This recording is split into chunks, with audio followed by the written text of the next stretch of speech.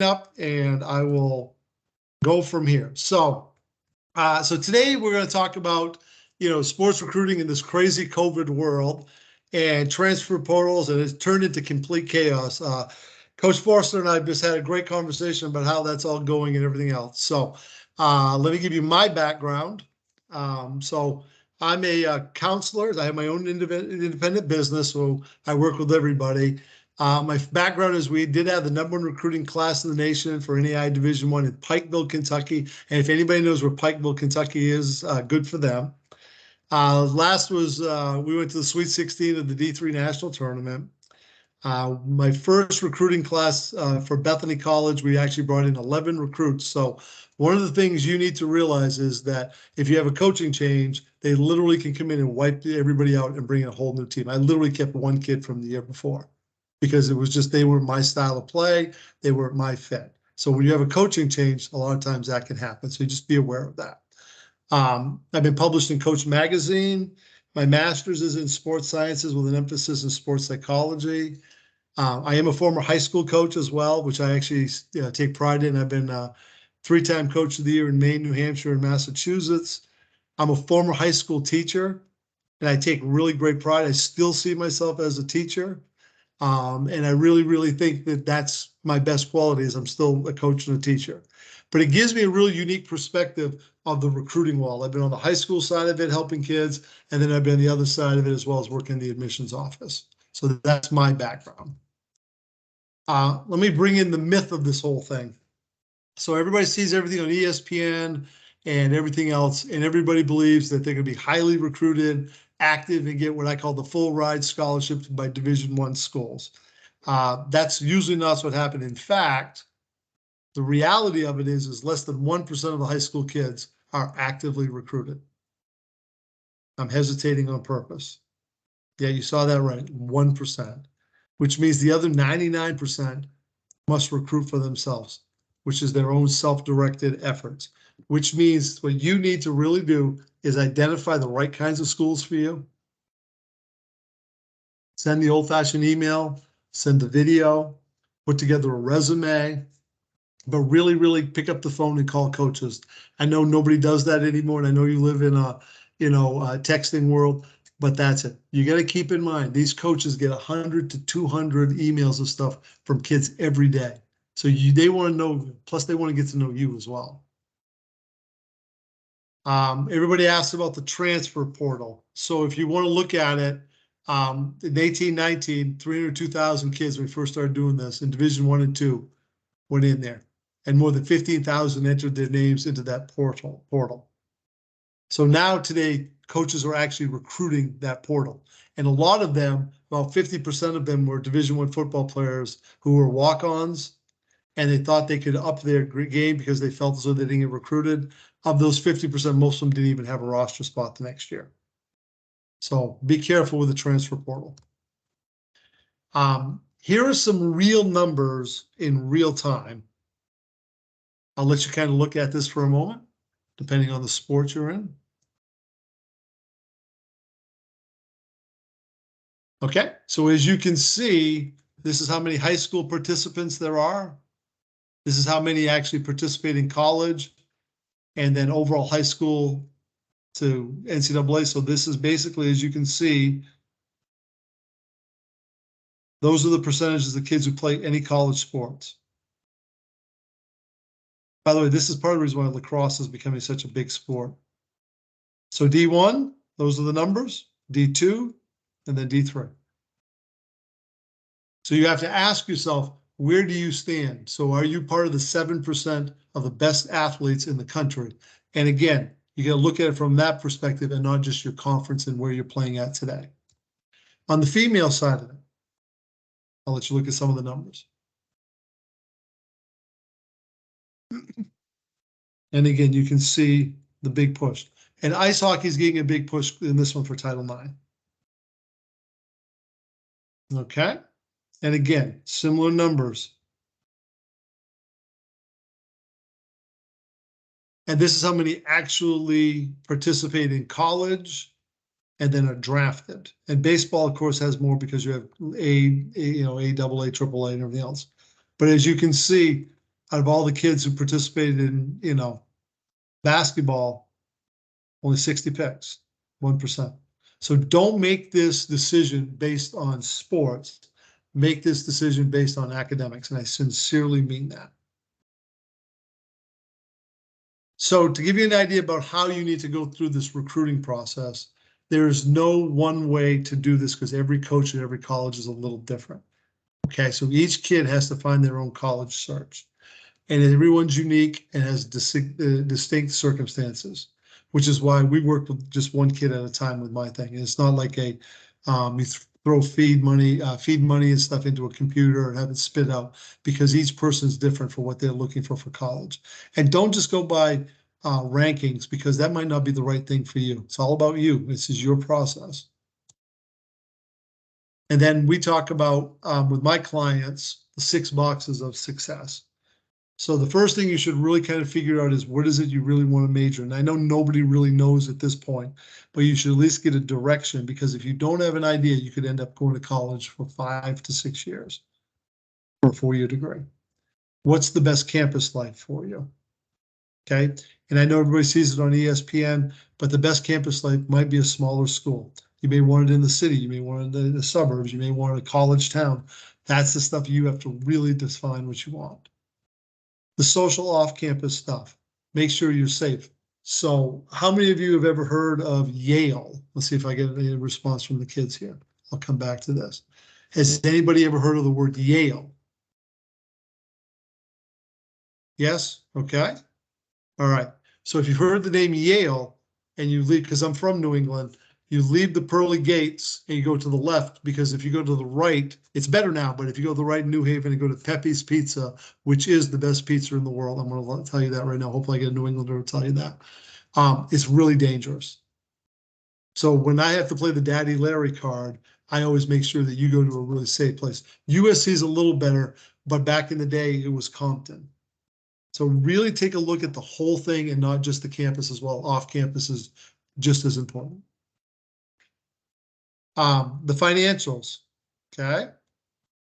So I'll come back to this again. So because how many know how much it costs to go to the University of Pennsylvania next year? I'll put my hand up here. $87,000 a year. And it's a needs-based school, which means that it doesn't give really athletic scholarships nor academic scholarships. It's based purely on need and not merit. There are some certain schools that are based on merit. That's not one of them. So you have to really have a hard talk about what it is you really want financially, because one of the things you need to know in today's world, a lot of kids need to go get their master's degree, okay, especially coming out of COVID. So it's really a 6-year decision, not just a 4-year decision. So really look at the finances, as a family. Geography, what part of the country do you want to be in? Okay. So again, I'll come back to the big screen so you can see. So if you were to take all the 4-year schools in Washington, Oregon, Idaho, and 2 in Montana, there are 28 4-year schools in the Pacific Northwest, okay? There are 28 4-year schools in downtown Boston. No lie.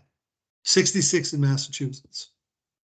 If you take from the I-95 corridor from Boston to DC, there's over 250 colleges. That's basically west of the Mississippi. Because if you consider Wyoming has 1, Nevada has 2. Arizona has 5 now, 5. So there's not that many schools here. My personal theory is Lewis and Clark didn't want to make any colleges, but that's my personal theory.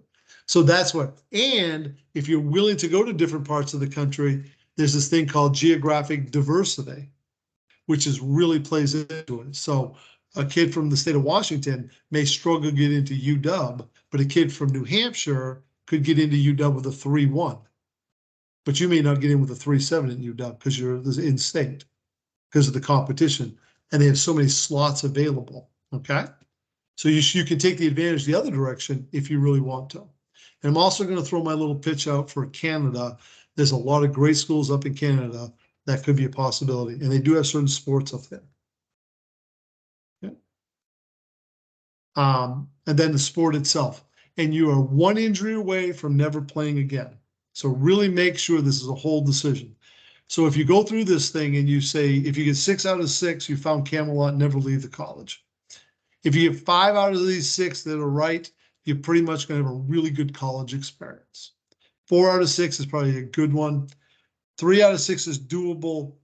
2 out of 6 is probably not one, and 1 you're probably going to transfer. So if you go in and say, I'm going to XYZ University just for the sport, you're probably going to end up transferring. If you go in just because of the financials, you're probably going to transfer. So you want to build on this and make sure that you've got 4 of these as our goal before you make any decision. And that has nothing to do with US news reports or rankings or any of that stuff. This is about you. So one of the things I want to make sure you know is this whole thing is really about you. So again, here's the number. I just picked basketball. I don't know what sport you are. I just picked basketball. So you can see the number of programs. So like Division 1 is 13, Division 2, there's some NAIAs. So that's it. So 13, 8, and 9. 13, 8, and 9. That's kind of men's and women's situation. In the Northeast, 60, 62, and 227. So this is not my East Coast bias. It's truly a numbers game. And again, they like kids from the West Coast. So take on the journey of recruiting you, a realistic understanding of the process from the college coach's point of view, not your point of view. You have to keep in mind that in their world, everything is on the line. This is a job for them. This isn't just having a part-time job because I'm a teacher or a success coach like Dante. This is their livelihood. And they get fired. It's a whole different perspective when you're literally putting your life on the line. So you need to think about it from that point of view. There are some new challenges with COVID. Okay, there are new communication styles, people using Instagram, TikTok, etc. But I'll tell you, and the more modern we become, the more old-fashioned recruiting seems to be, especially with coaches. So communication is the key. They really want to get to know you because they're putting their life on the line. So what coaches like, ultimately, is the only person is you getting that college situation and getting a roster spot and whatever's possible. And that's what they're wanting. They want to know who you are as that person. And that's kind of the whole thing that is, so critical in the recruiting process. So, okay. So I know I only have like 30 minutes, so I gave you kind of the quick version of this. What questions do you guys have for me? Dante, when am I done? It's at 7:40?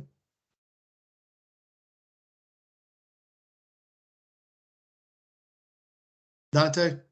It is 7:50. I just have 7:50. to double check really quick. Yeah. Okay, I wasn't sure it was 20 or 30. Okay, so Cole, do you have any questions for me? If you want to just do it in the chat room, you can do. What sport are you, Cole? Okay, you swim. Okay, so what what kind of events are you doing?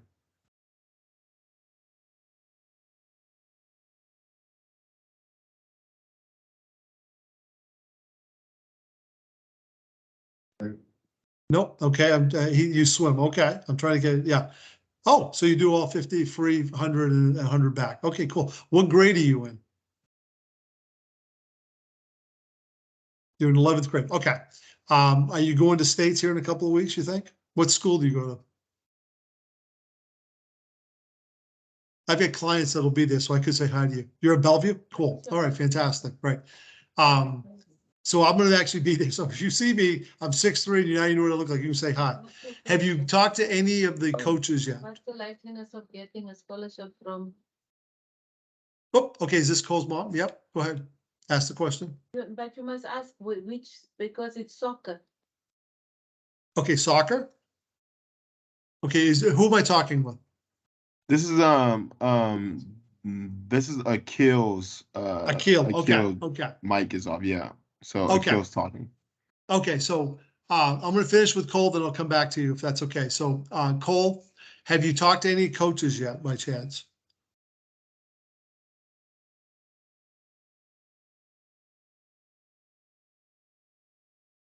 I'm waiting to hear from Cole here. Have you talked to any coaches?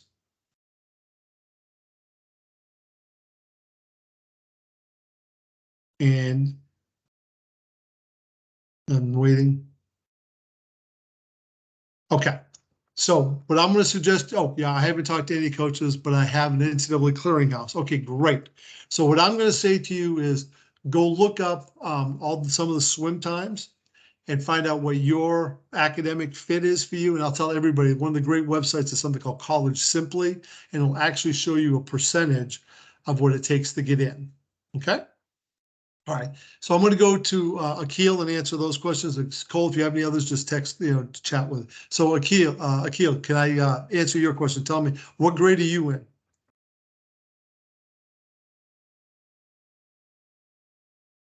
Okay, you're in 11th grade. Okay, so as far as a soccer scholarship, so basically you have to be in the top 1 or 2% in the state of Washington to get a scholarship. And soccer, they break it up. So they break up the scholarships. So in other words, like football and volleyball, it's a full ride or no ride. In soccer, they'll break it up. So it's really hard for them to give out full rides because basically they only have, it depends on the school if it's fully funded or not. They only probably have 10. So they usually break it up as far as giving out full rides. Are you a first team all-state player? Let's ask that question. Akil.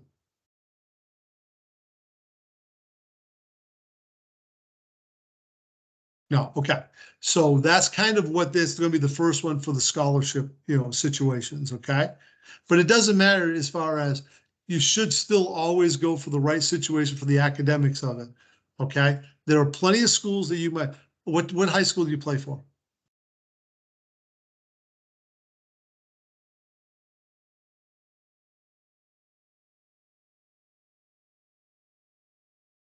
Newport. Okay, really good school. I know it very well. I've worked with kids there. Okay. So what I'm going to say to you is what's your GPA? This is great for everybody to see because this is kind of what I do. What's your GPA? Okay, perfect. Okay, so let me give you a couple help you with the finances. Okay, so if you want to look at like a Division III school or some Division II schools, those would have merit money, and a 375 from Newport would actually be helpful. So for example, let's say I'll just pick a school you don't know anything about. So let's say you pick like Ohio Wesleyan, because I just know the soccer situation there. You could get probably up to $30,000 there. You might actually get more money with your academics at Ohio Wesleyan Division III than you would with a Division I situation. How's that? What do you think about that?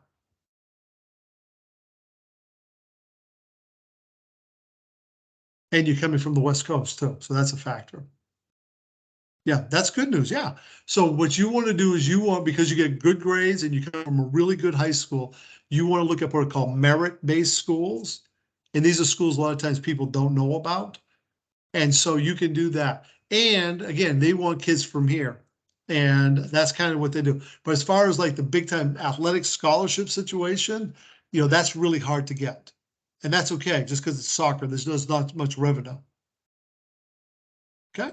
But you definitely get that. But listen to me, you need to start now because you're in the 11th grade. You have to apply by November 1st of your senior year.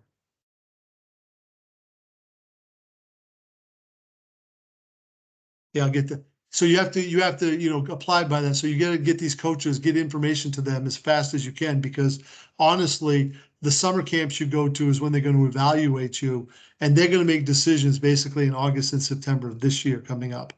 So your window is a little bit tight. You still get time to do it, but you should really hone in on some of those schools. So pick 2 or 3 Division Is that you really would like, and then pick some Division IIIs. And again, make sure it has the right academic situation, social situation, and all those things. Okay. So I'm going to go back to Cole because he had a question about on Swim Cloud. So Cole, are you going to be in districts or states this year? Both fantastic. Okay, good. Congratulations. That's very good. You're Bellevue. I'll probably see you at the state championships. I get kids that are swimming in that, so that'll be fantastic. I'll look for you. In fact, I'm going to write your name down right now. This is what I love about this is this whole thing. So again, like I was saying, what's your GPA?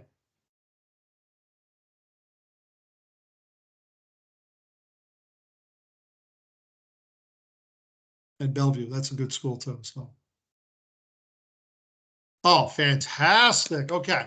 So are you thinking about more merit-based schools, or are you thinking about Ivies, or where you at?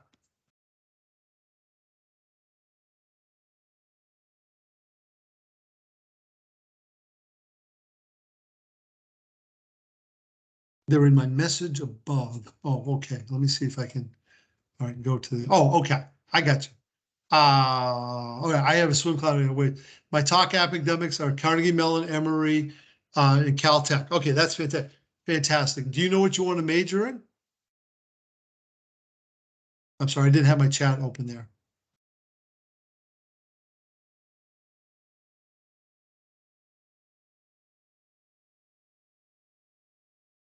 Computer science and business. Fantastic. Okay, great. You're from Bellevue, you said? Do you know Tom Nash by chance?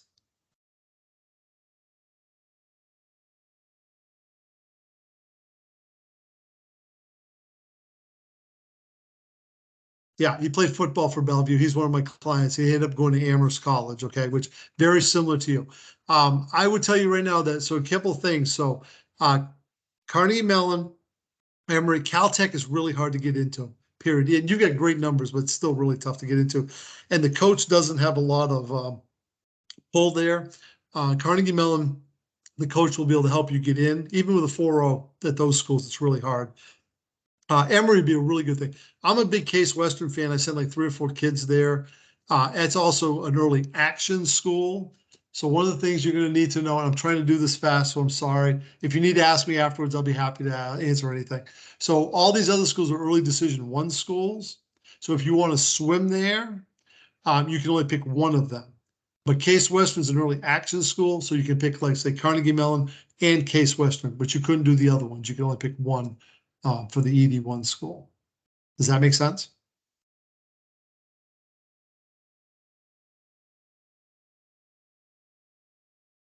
Yeah, that's great. Okay, cool. If you have any other questions, I can answer. I would also tell you this. There's a lot of other really interesting swim ideas. So if you look in computer science and business, there's a lot of school in what's called the NESCAC, the NESCAC. That's going to be Bates, Bowdoin, Colby, Tufts, that league. I would have you explore those if I was working with you for computer science and business. Okay, early decision, Carnegie Mellon. Okay. Yeah, make sure the coach supports your application, okay? And now Akil is quite good. I love this. This is great. Tufts is one of the top schools. Yeah. So really reach out to the coaches. You know, as soon as states are done, if you got any videotape or whatever you swimming, please send that out. Okay. Okay, Akil, I've seen a message coming in. I love this. Does playing varsity high school help boost in terms of recruitment process? Yes, absolutely. Yeah, club is going to be more important, but definitely, you know, the help the high school thing. Yes, for sure. Which club do you play for, by the way? Akil.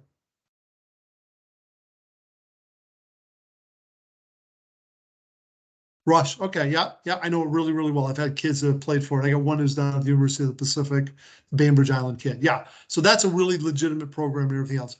So what I would tell you is this: you get a 3.75. What you want to do is, do you want to stay on the West Coast, East Coast? Doesn't matter.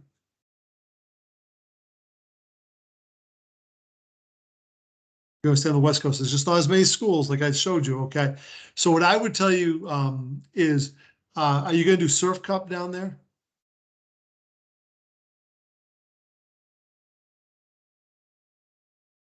Yeah, okay. So reach out to the coaches ahead of Surf Cup and ahead of what you're doing club this spring, and tell them that you're interested in. Send them a resume, a video, and walk through everything. You know what I mean? And then at the end of the year, make sure you send them your high school transcript that includes your junior year, because they're going to need that to help you as far as the recruiting process. Is that cool? Carnegie Mellon, for example, would be hard, you know, but, you know, also swim. Oh, okay. Yeah, okay. So, so Cole, to answer your question, if you can get to futures, that's huge. Like I had 4 kids this year at futures. That's the ball game. That's really, really important. So Your coach might be able to help a little bit on that end of it too, because I don't know him personally, but I know of your head coach, and he's kind of the real deal.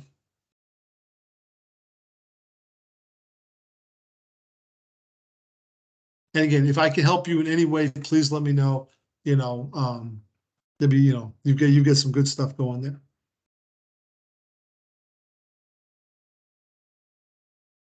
Okay. I think I got all the answers, Dante. Okay, so Yeah, that was awesome. Before I let you guys go, I'll just say this. Thanks for stopping in and talking with me. If there's anything you can do, it's called Larry Judd Consulting. You can go to my website if you want to know a little bit more about me. If there's anything else I can do to help you, please just let me know, and then we can go from there. All right, guys. See ya. Have a great night in the other room. Could I have your work email? Sure. Okay. Yeah, sure.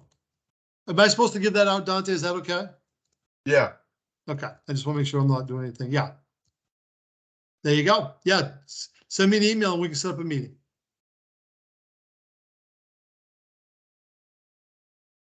All right, guys. Anything Thank you, else? guys. Yeah. Okay, great.